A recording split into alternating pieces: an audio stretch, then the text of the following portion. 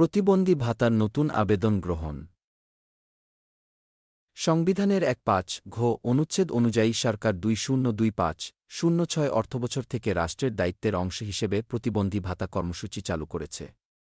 এই ভাতা বাস্তবায়নকারী প্রতিষ্ঠান হল সমাজসেবা অধিদপ্তর।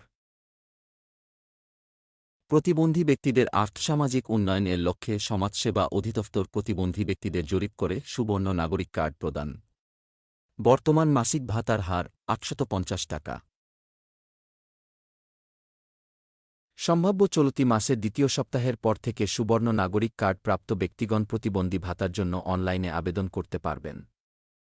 অনলাইনে আবেদনের জন্য যেগুলো লাগবে: ১ সুবর্ণ নাগরিক অথবা প্রতিবন্ধী কার্ড, ২ জন্ম নিবন্ধন অথবা জাতীয় পরিচয়পত্র, ৩ ১ কপি পাসপোর্ট সাইজের ছবি, ৪ নগদ অথবা বিকাশ খোলা আছে এমন একটি মোবাইল নাম্বার।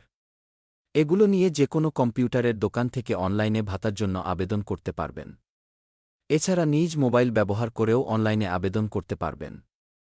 আবেদনের লিঙ্ক হল mis.bhata.gov.bd/online application